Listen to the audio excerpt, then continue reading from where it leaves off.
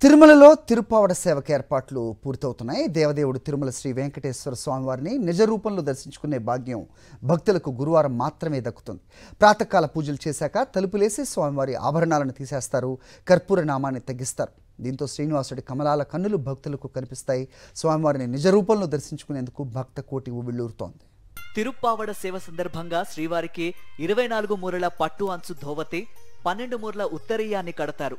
సువర్ణ పాదాలు, హస్తాలు, శంఖ చక్రాలు, కర్ణాభరణాలు, స్వర్ణశాల గ్రామహారాలు సమర్పించి తలుపులు తెరుస్తారు. దీన్నే సడలింపు అంటారు.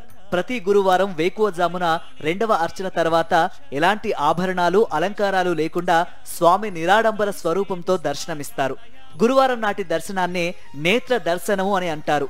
ఎలాంటి ఆభరణాలు లేకుండా కేవలం దోవతి, పైవల్లెవాటు, మెడలో కంటెలు, నొసటన సన్నని నామం, బుగ్గన పచ్చకర్పూరపు చుక్క, తలకు చుట్టూ సొగసుగా చుట్టిన పరివీటంతో నగుమొమ్ముతో దేదీప్యమానంగా దర్శనమిస్తారు స్వామివారు. మెడలో బంగారు అలమేలు మంగళహారం అలంకరిస్తారు.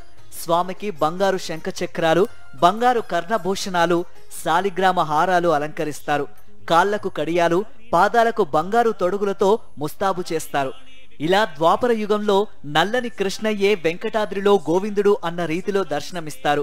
భక్తుల్లో కొందరికి తాము చేసిన తప్పుల్ని సరిదిద్దుకోవాల్సిందిగా హెచ్చరిస్తున్నట్టుగా స్వామివారు గోచరిస్తారు.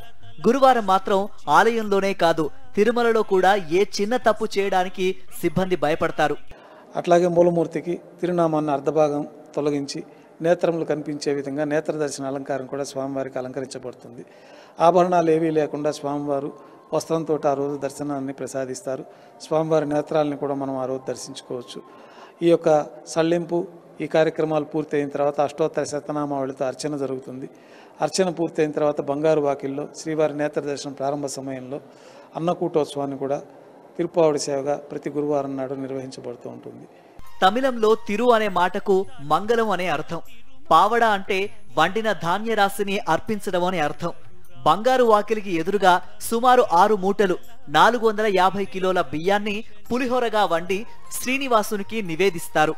శ్రీవారి దృష్టి ప్రసారం కలిగేటట్లు అన్నరాశిని కొన్ని భాగాలుగా చేస్తారు.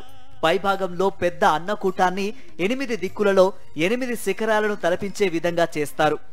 శ్రీవారి సన్నిధిలో ప్రసిద్ధమైన లడ్డూ ప్రసాదాలు, వడ ప్రసాదాలు, అప్పం, దోశ, జిలేబీ, పాయసం ప్రసాదాలను శ్రీవారికి కనిపించేలా సమీకరిస్తారు.